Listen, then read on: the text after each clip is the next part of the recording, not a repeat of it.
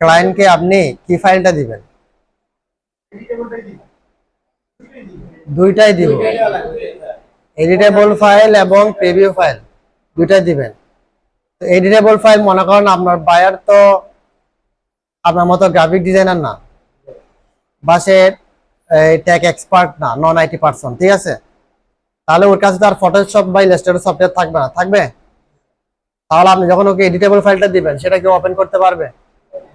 Illustrator তো, Illustrator আমি একটা ফাইল তৈরি করলে এটা তো ইলাস্ট্রেটর ছাড়া ওপেন হবে না, হবে? তাহলে সে দেখবে কোনটা? প্রিভিউ ফাইলটা সে দেখবে। তো তাহলে এডিটেবল ফাইলটাকে আমি কেন দিব?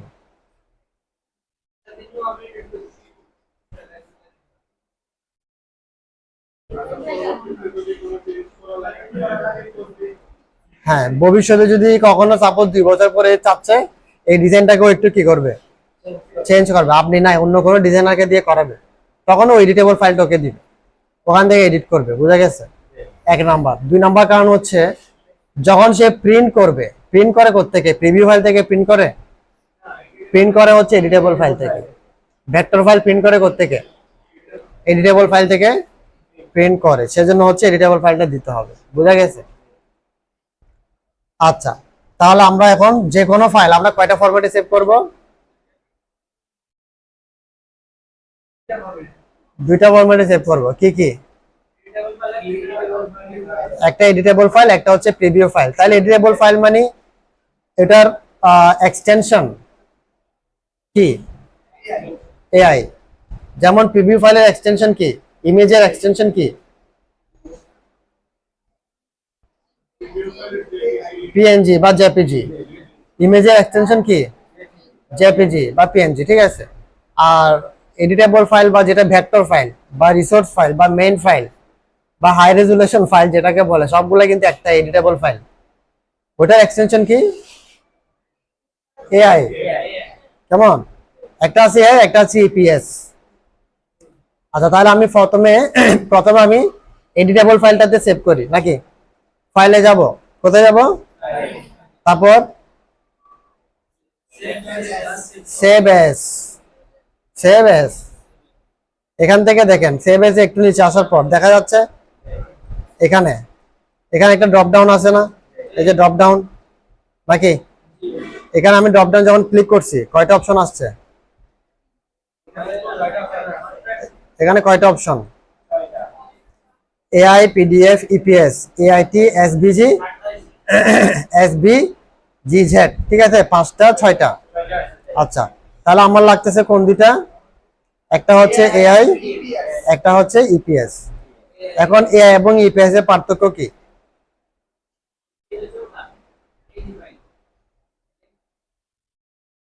আমি বলছিলাম ফাইল ফরম্যাট সেভ করতে হবে দুইটা, একটা হচ্ছে জেপিজি, একটা হচ্ছে এআই, কিন্তু এখানে তো জেপিজি নাই। জেপিজি সেভ এস থেকে আমরা করবো না, জেপিজি করবো আমরা অন্য একটা জায়গা থেকে, ওখানে এখনো যায় নাই।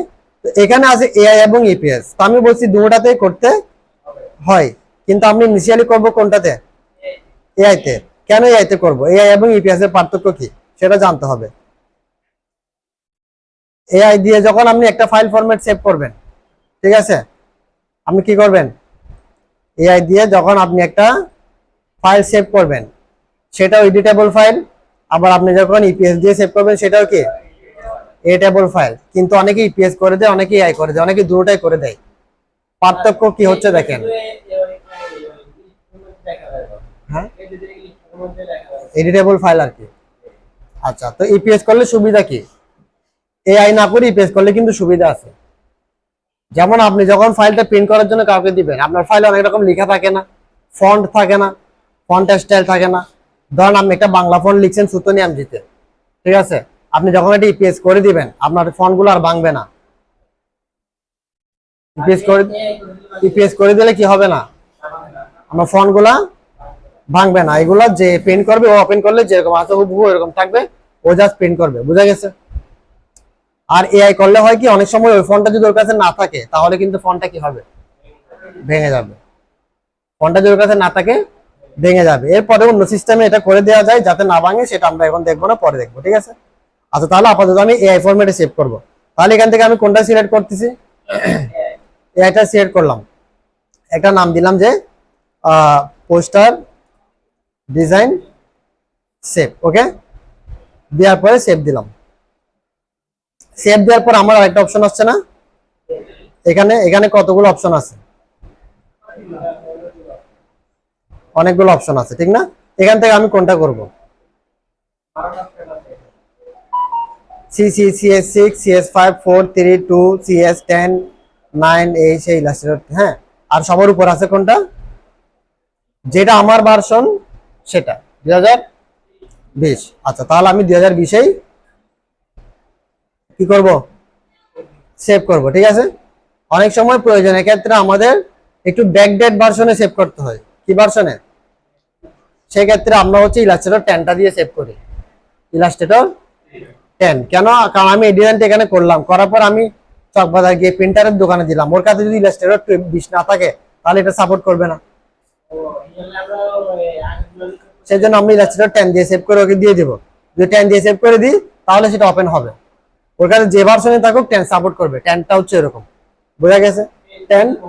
10 অথবা CS6 দুইটা থেকে যে কোনো একটা ভার্সন দিলে সেটা যে কেউ ওপেন করতে পারবে। কিন্তু লেটেস্ট ভার্সন 2020 আমি সেভ করলাম আপাতত, ওকে দিলাম। তাহলে আমার ফাইলটা এখন কি আকারে সেভ হয়ে গেল, এআই আকারে সেভ হয়ে গেল, একটি এডিটেবল ফাইল হিসেবে সেভ হয়ে গেল। তাহলে আমার এডিটেবল ফাইলটা কই, এই যে আমি কি নাম দিয়ে সেভ করছিলাম দেখা যাচ্ছে, দেখা যাচ্ছে দেখেন নাকি,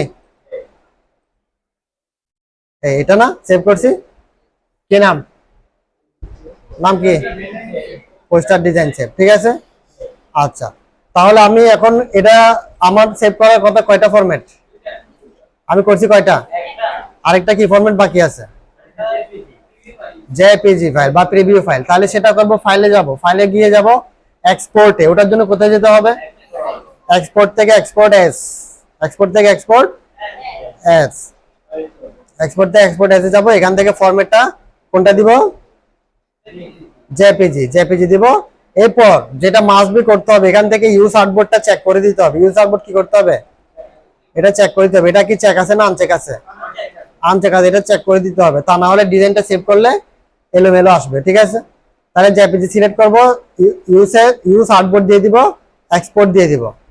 এরপর এটা আরেকটা গুরুত্বপূর্ণ বিষয়, এটা আসছে না, এখান থেকে কোনটা দিব, প্রিন্ট করলে CMYK কে, প্রিন্ট না করলে 8GB। সাপোজ আমি CMYK কে রাখলাম, এখান থেকে ম্যাক্সিমাম দিবেন, এখান থেকে ম্যাক্সিমাম দিবেন, এখান থেকে রেজোলিউশন হাই দিবেন। বলতেছি দেখেন, তাহলে এটা ম্যাক্সিমাম। হ্যাঁ, তারপর এখানে হচ্ছে কি থাকবে, এটা স্ট্যান্ডার্ড থাকবে, এটা হাই থাকবে, তারপরে এটা আপনার টাইপ অপটিমাইজ, হিন্টেড বা নান, যে কোনো একটা দিয়ে দিলে হবে। ঠিক আছে, এটা কোনো বিষয় না। আপনার এখানে মেইন বিষয় হচ্ছে CMYK 8GB, ম্যাক্সিমাম 300 DP। ঠিক আছে, এই তিনটা জিনিস হচ্ছে মেইন। তাহলে তিনটা করলাম, ওকে দিলাম। তাহলে এখন আমার ফাইলটা কি আকারে সেভ হলো, জেপিজি আকারে সেভ হলো। ঠিক আছে, এটা আমি এখন কোথায় পাবো, ডেস্কটপে পাবো, এই যে আছে না, বুঝা গেছে? তাহলে ক্লায়েন্টকে আমি দিব কোন ফাইল, দুটোটাই ফাইল দিয়ে দিব। ঠিক আছে, দেওয়ার পরে ক্লায়েন্ট ওপেন করে দেখবে এটা। ঠিক আছে, ওপেন করে কোনটা দেখবে, এটাই দেখবে। ঠিক আছে, আর এটা ওর কাছে সফটওয়্যার থাকলে ওপেন হবে, না থাকলে যেটা ওপেনই হবে না। এটা ওর কাছে আলাদাভাবে রেখে দিবে, যাতে কখনো সে যদি কোনো ডেভেলপার হায়ার করে বা কাউকে দিতে চায়, বলবে আমার কাছে বা এডিটেবল ফাইলটা আছে, এটা একটু চেঞ্জ করে দিবা। বুঝা গেছে? তাহলে এভাবে হচ্ছে আমাদের একটা ফাইল সেভ করতে হবে, এটা খুবই গুরুত্বপূর্ণ বিষয়। এটা আমি